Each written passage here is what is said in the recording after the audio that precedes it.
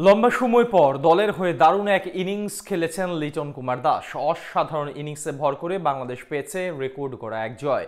তবে শুধু দলের জয় ইতিহাসের পাতায় নয়, লিটনের ইতিহাসও চলে গেছে বাংলাদেশের রেকর্ড বুকে।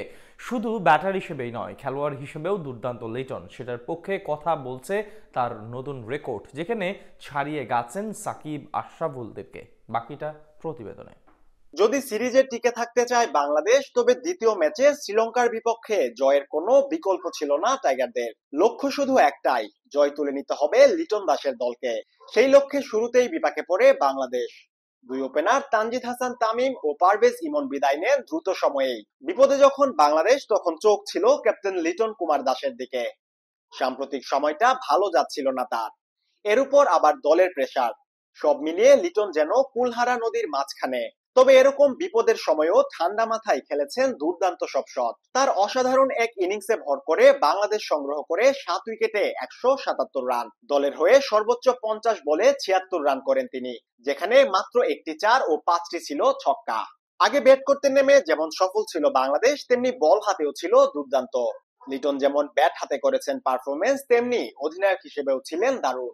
বোলাররা শ্রীলঙ্কাকে গুটিয়ে দেয় মাত্র 94 রানে। তাতে করে 83 রানের বড় জয় পায় বাংলাদেশ। টি-টোয়েন্টি ক্রিকেটের ইতিহাসে টেস্ট খেলুড়ে কোনো দেশের বিপক্ষে টাইগারদের এটাই সবচেয়ে বড় জয়। একদিক থেকে দলের সবচেয়ে বড় জয়, অন্যদিকে সর্বোচ্চ রান সংগ্রহ করেছেন লিটন কুমার দাস। ব্যাট হাতে তিনি যেমন ফর্মে ফিরে এসেছেন, তেমনি দুর্দান্ত এক ইনিংস খেলার মধ্য দিয়ে তিনি করেছেন দারুণ এক রেকর্ড। তবে কি সেই রেকর্ড? টি-টোয়েন্টি ক্রিকেটে বাংলাদেশের ইতিহাসে এখন অধিনায়ক হিসেবে সবচেয়ে বড় ইনিংস খেলার রেকর্ডটা করেছেন এই উইকেট কিপার ব্যাটসম্যান। এতদিন পর্যন্ত 70 রান নিয়ে সবার উপরে ছিলেন সাকিব আল হাসান।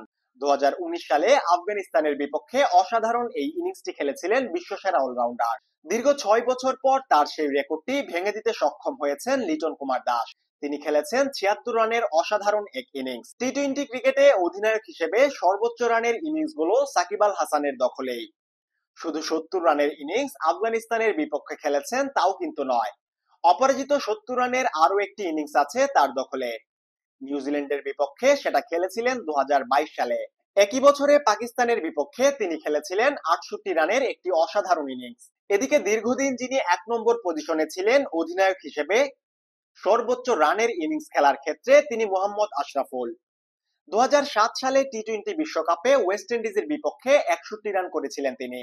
সেই একটি ইনিংস বাংলাদেশকে এনে দিয়েছিল টি-টোয়েন্টি বিশ্বকাপে এক স্মরণীয় জয়। এরপর লম্বা সময় ধরে টি-টোয়েন্টি ক্রিকেটে বিশ্বকাপের মঞ্চের মূল আসরে সাফল্য পায়নি বাংলাদেশ। তবে এবার সবাইকে ছাড়িয়ে গেলেন লিটন দাস। এখন দেখার বিষয়, এখানেই আটকে থাকেন নাকি নিজেকে আরো উপরে নিয়ে যান তিনি।